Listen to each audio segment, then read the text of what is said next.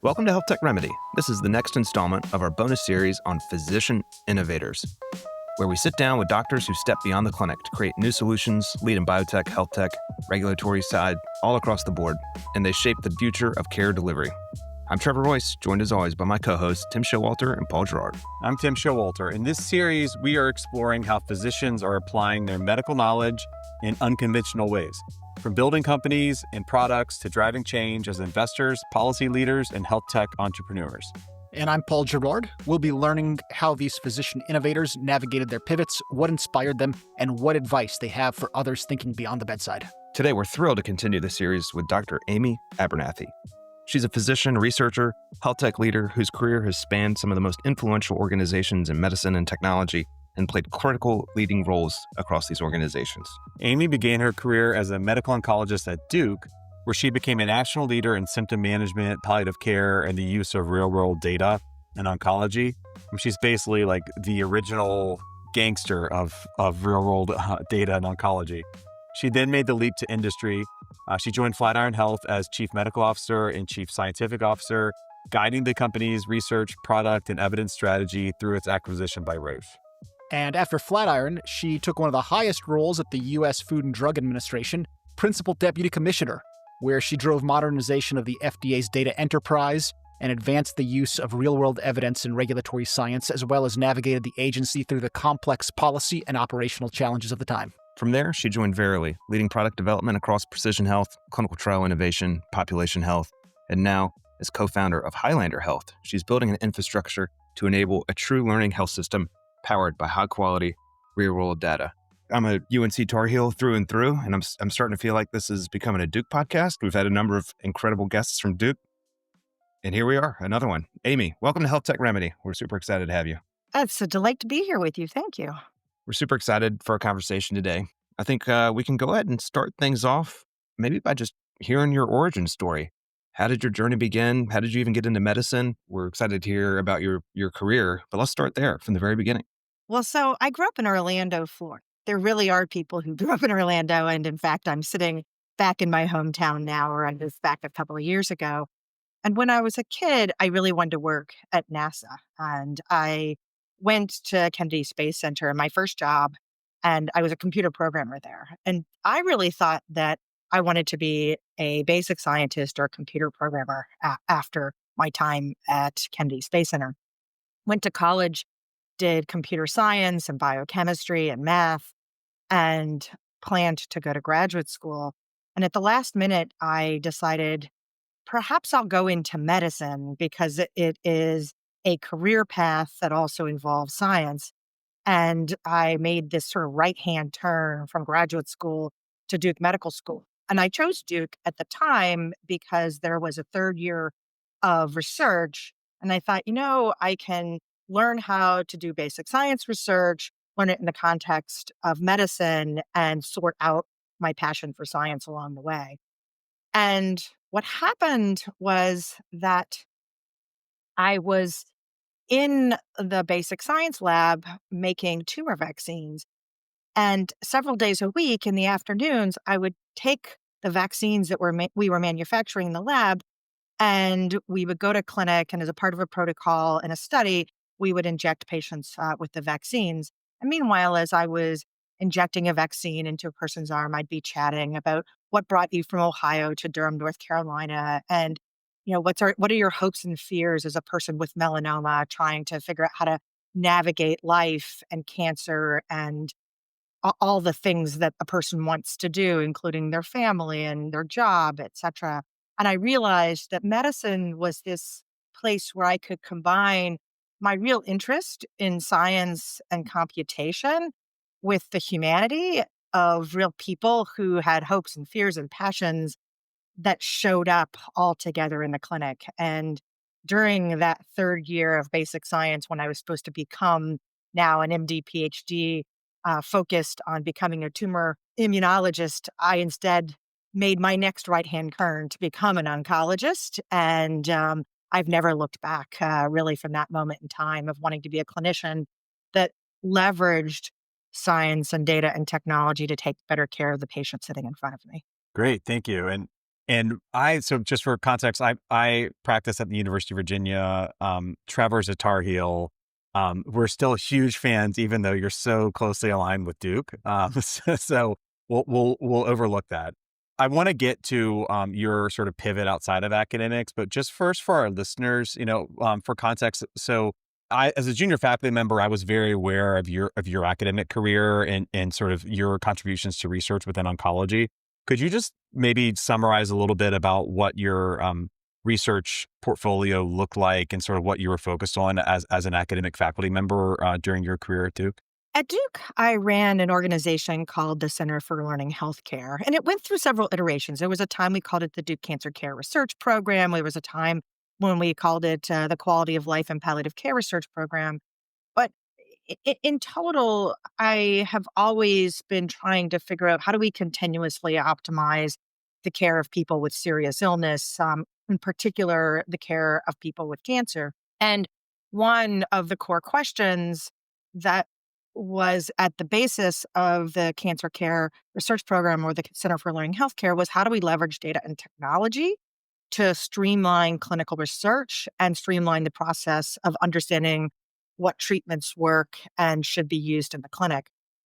And that meant that we had programs going on evaluating how do we take data that exists in electronic systems and curate it or clean it up so that we could use that information to run observational and randomized clinical trials. It meant that we were looking at how could we take patient-reported data, so information about symptoms and quality of life, and collect it in systematic yet high-quality ways that allowed us to understand the patient experience and then link that to other data sets so that patient-reported data was core data type that was included in clinical research. Those different programs, I think, became both what the Center for Learning Healthcare was known for. We trained fellows, both oncology fellows, as well as fellows across different clinical disciplines. I remember we had orthopedic surgeons in our program, as well as biostatisticians, qualitative researchers, et cetera, really in this overall set of methods of using underlying electronic data to now streamline clinical research and get to research output. Yeah, and this was like a major, very productive program that was nationally and internationally recognized. And I guess that's like a really important context for the next question, which is what sparked your first pivot beyond academia? What sort of pulled you out of that space into making impact in other areas?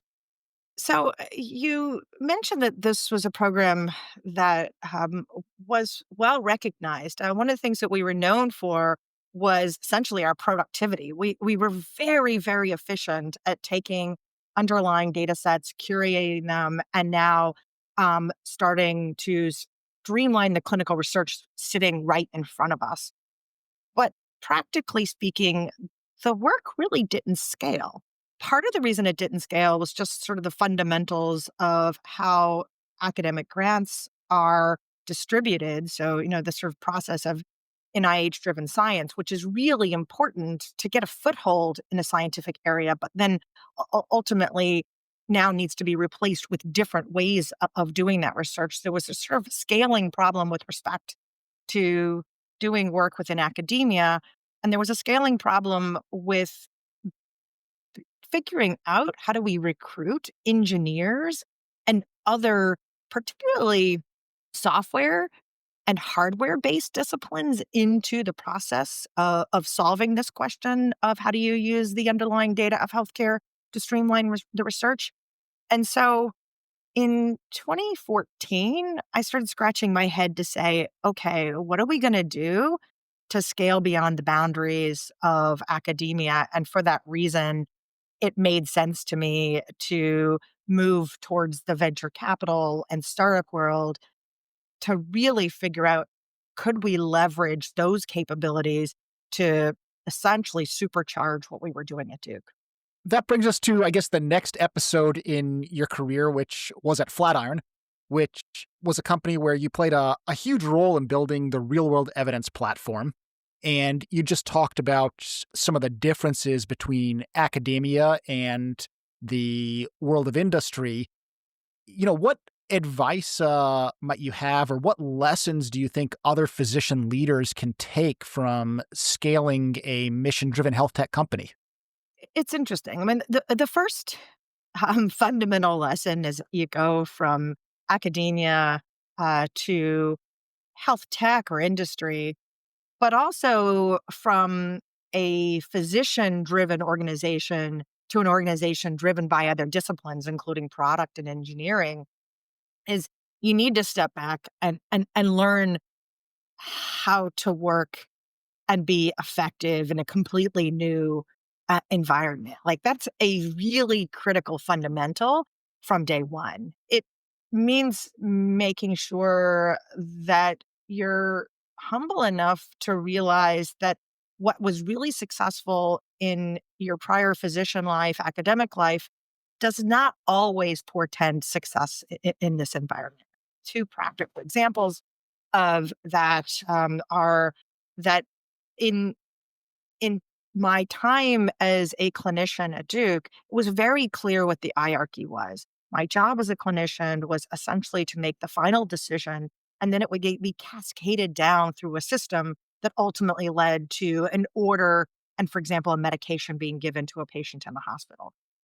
But in a startup company with very different disciplines responsible for moving that work forward, that that system of making progress was about essentially now influencing from the side and not from an hierarchical top that cascaded down from what I had to say. And so that was probably my first really big shift in thinking that was fundamental. And then the second part of that is that if there's a difference in how you work together, there's also an update that's needed in the language that you use. One of the aspects of being in a hospital or being in clinical settings is we have developed a vernacular in healthcare that we all understand. You know, Perhaps our families would um, giggle at us across the dinner table because we were using funny medical jargon. But in fact, that medical jargon meant something to everybody on the healthcare team in the hospital. But now those words did not necessarily have the same meaning across a health tech team and product and engineering and statisticians and all the different types of team members you need to make this work happen. And so building what I called lingua franca is the sort of second big thing that I had to learn how to do as a health related leader in a scaling health tech company. My core example of this, Paul, was that the word table does not necessarily mean the same thing to every single person, right? So the statisticians thinking about the word table looks very different than the carpenter's word of what's table versus as we sort of think about all the aspects of the table from which we work within the context of clinical settings. And so figuring out the glossary or lingua franca was the second really big kind of aspect of scaling. Putting those two things together, the last thing I would say is something that was striking to me in moving from academia and healthcare to industry was the importance of setting culture and ways of working, often wrapped up in a set of principles that are called corporate values. And at first, when I started learning about this, I kind of thought the whole thing was silly.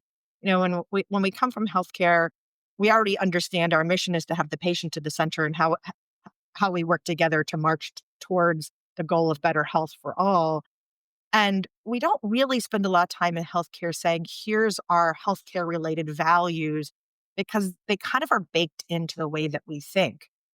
But in industry, it's really important to make sure that you set a North Star that everybody can understand. And you set some principles and ways of working that not only you can write on paper, but you can role model.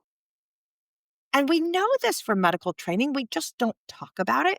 And it turns out it's really important to put it in play as you're thinking about a mission-driven health tech company.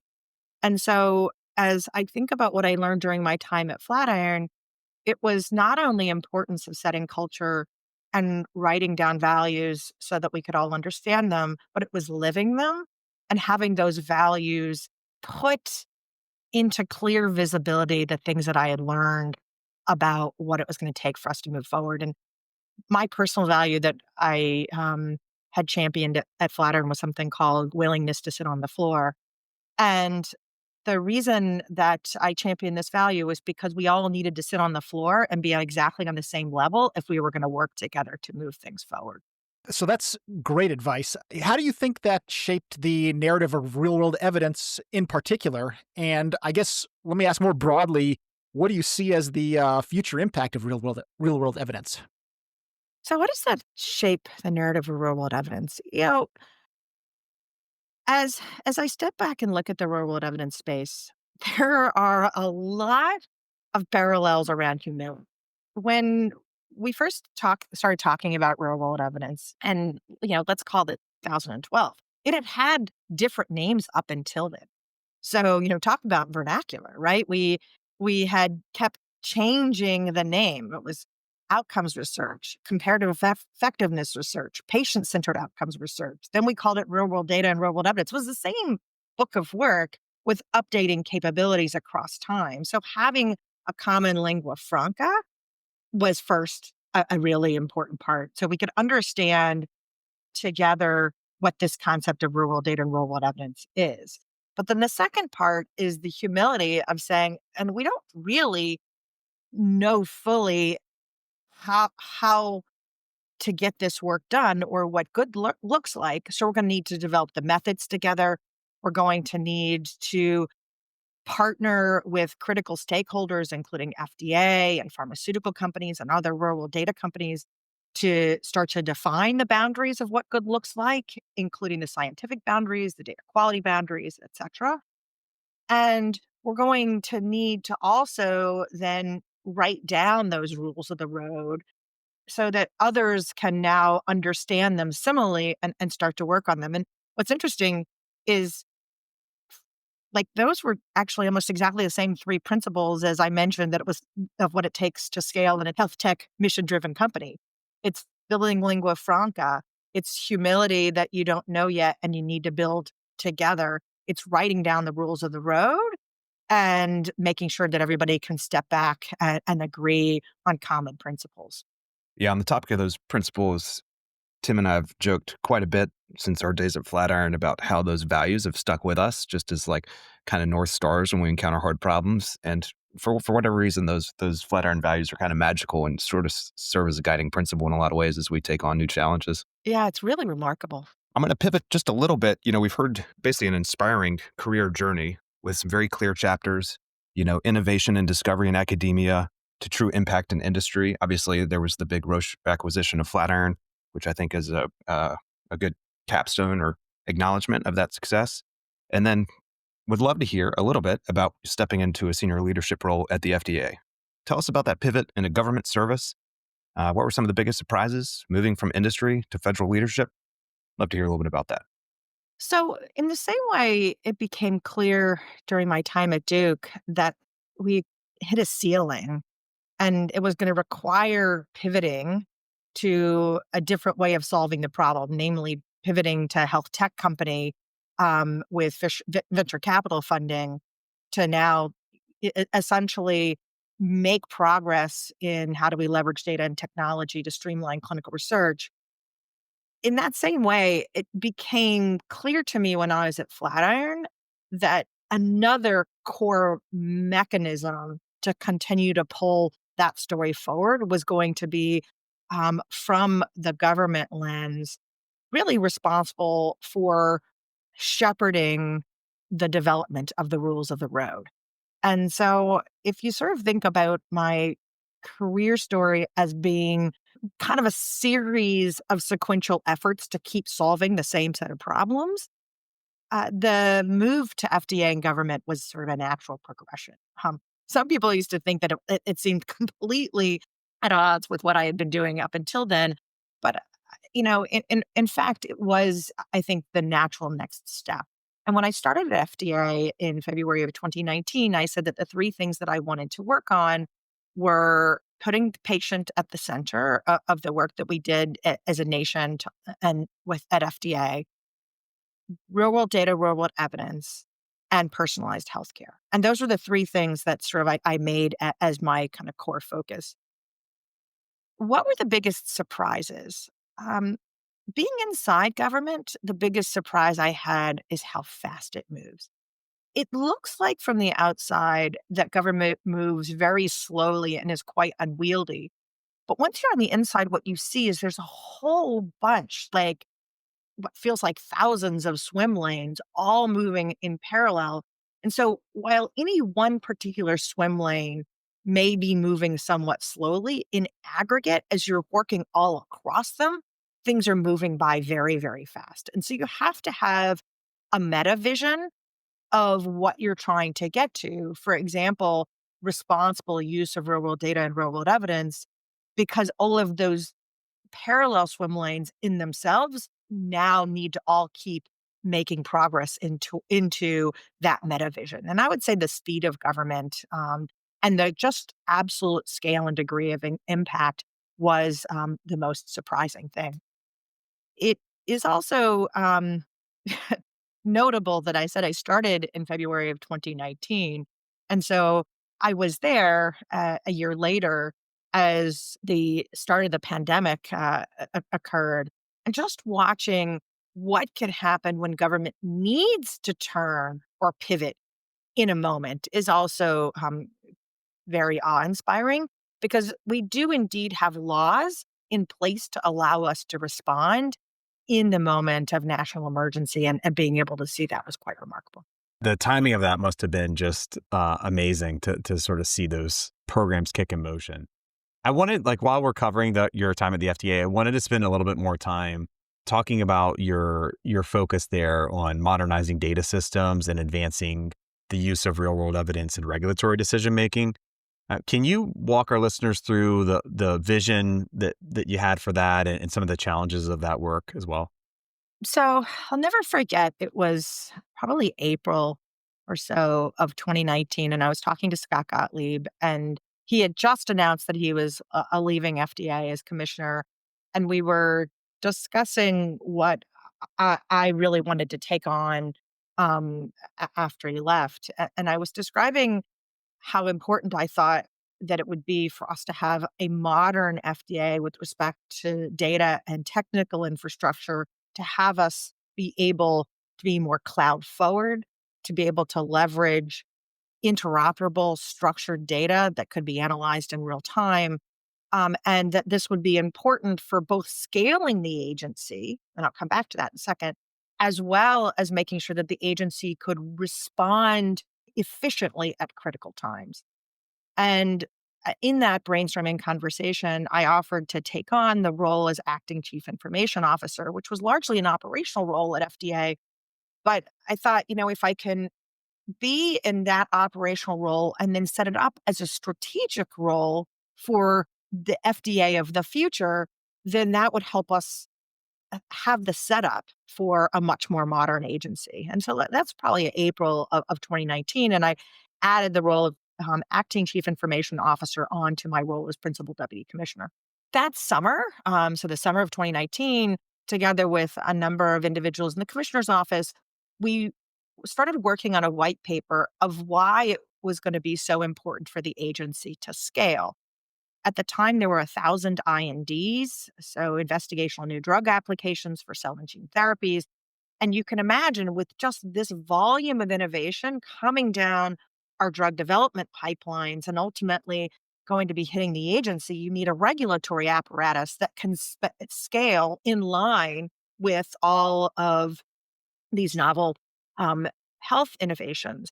And further, with cell and gene therapies, it is also important that as a nation, as a globe, we keep check on these meaningful interventions across time to make sure that they are indeed impactful and safe for decades to come. And building an agency that could scale for that was a key task, including how could we leverage data that exists in the ecosystem? So, for example, real world data, real world evidence, electronic health records to serve as a part of that scaled infrastructure to evaluate the many of the innovations coming to the agency. So that was the summer of 2019.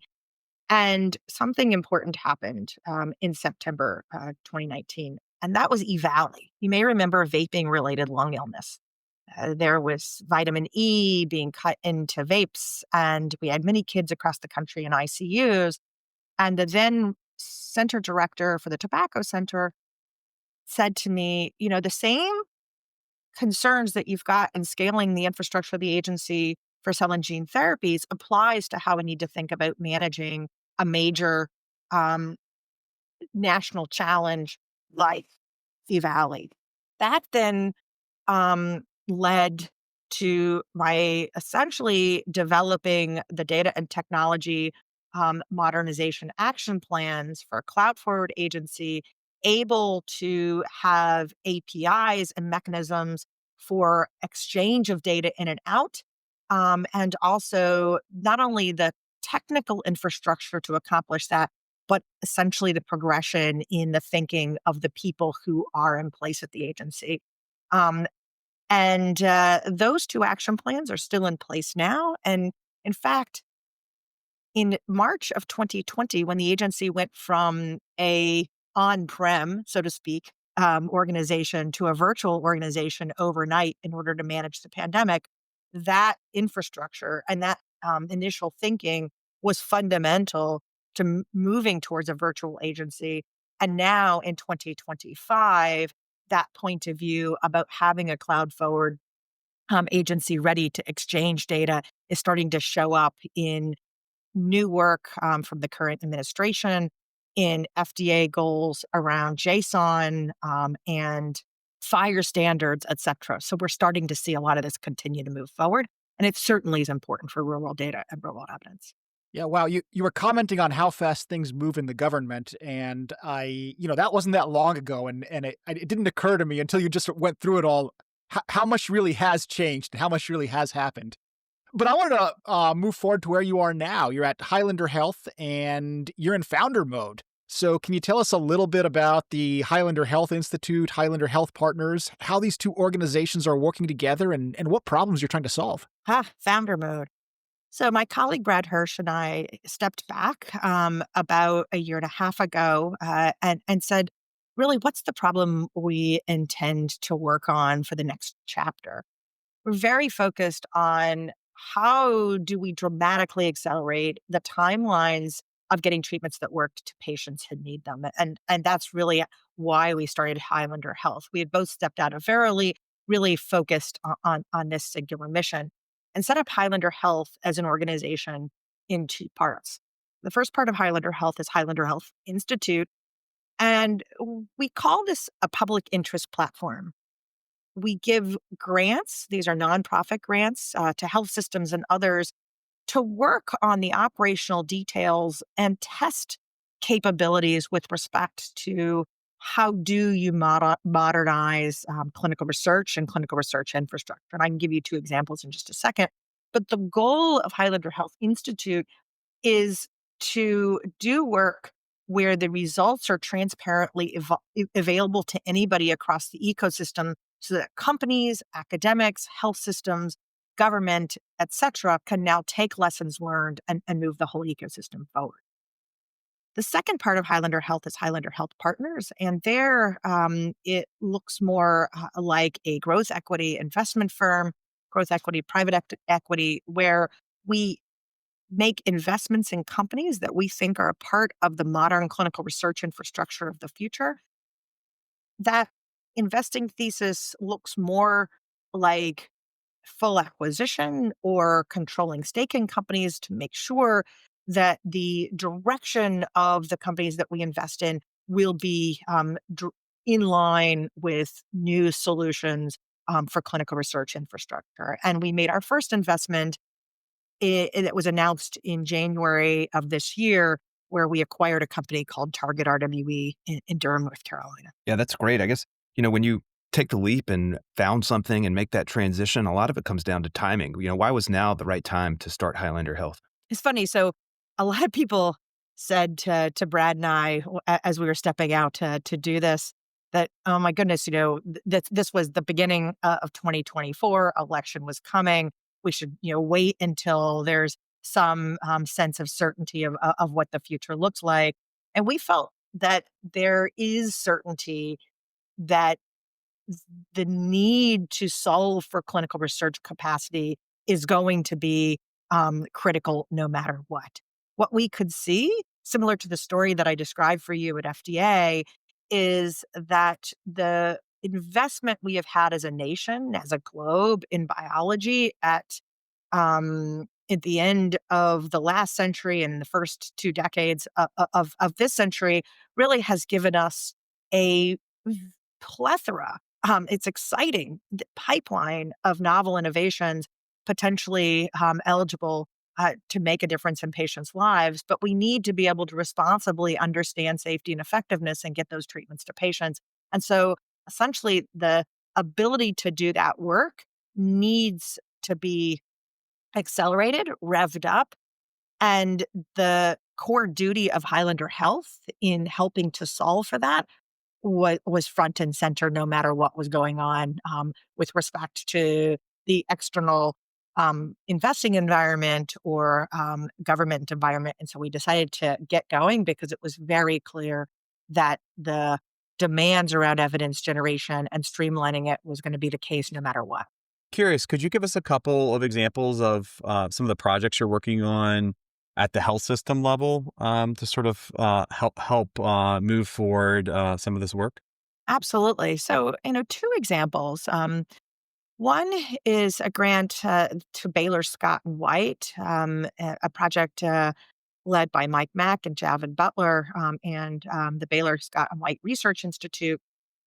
And the core question is, what's it going to take to be able to leverage data that sits in electronic systems at health systems and populate federally mandated registries?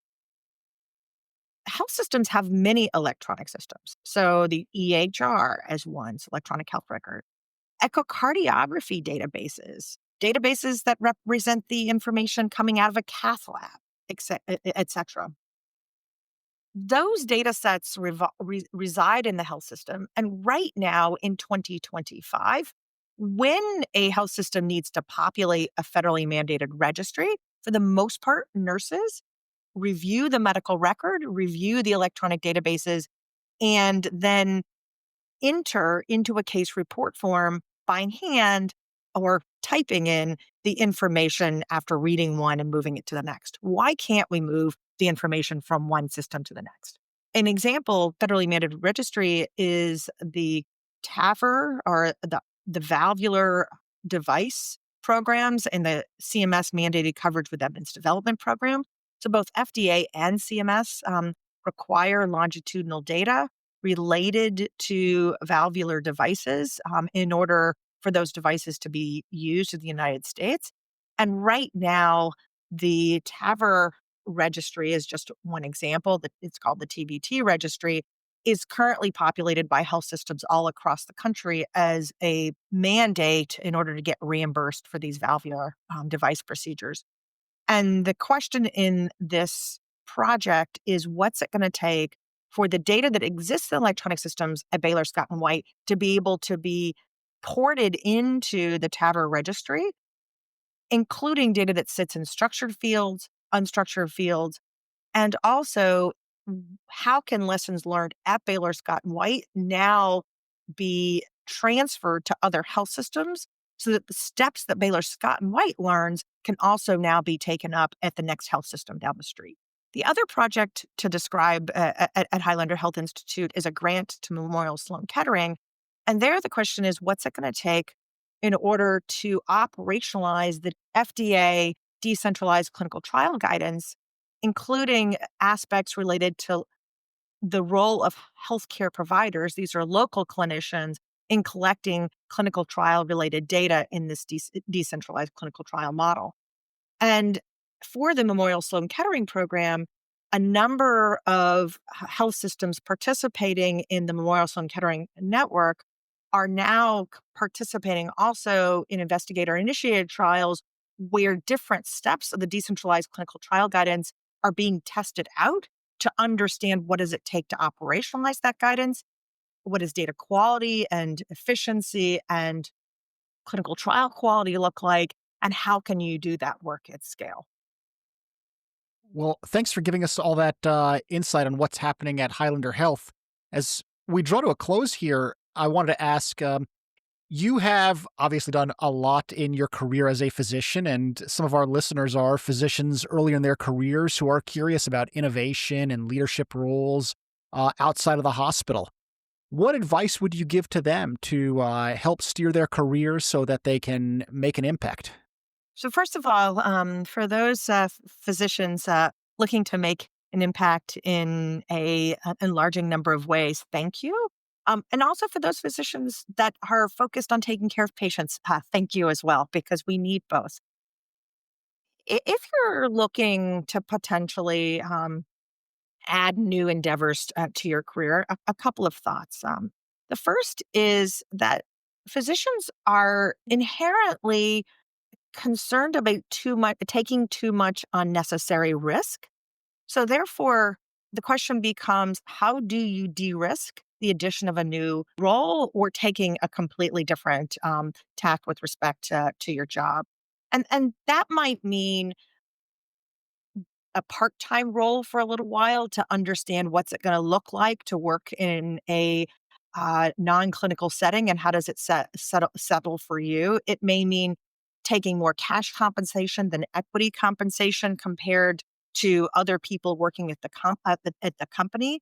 It may mean trying to learn as much as you can about the industry beyond the boundaries of current clinical practice before you actually start to take a jump. But my first piece of advice is to sort of recognize your risk tolerance and to think through what are the critical steps to de-risk the decision if your risk tolerance is not very high.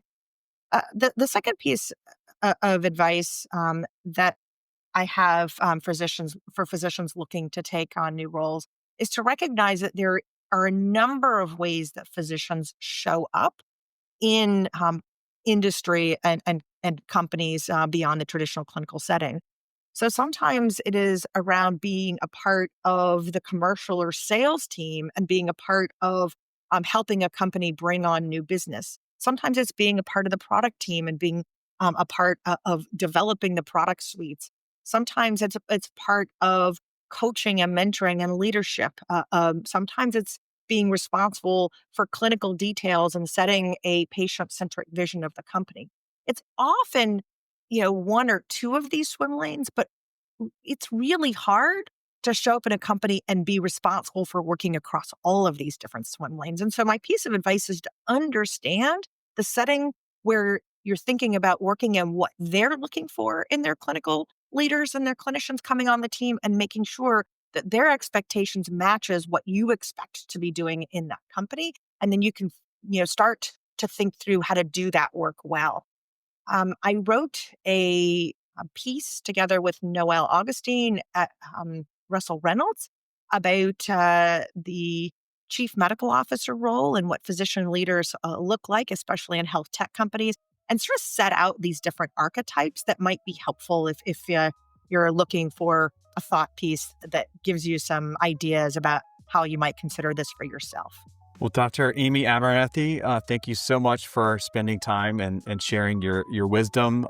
It's really inspiring to see the impact that you've made and continue to make on the U.S. healthcare system through your thought leadership and work to champion improvements in the system. It was a delight to join you. Thank you very much for having me. That's it for this episode of HealthTech Remedy special series on physician innovators. Be sure to subscribe and follow us on your favorite podcast platform. And if you know a physician innovator we should feature, or a company for that matter, reach out. We'd love to hear their story.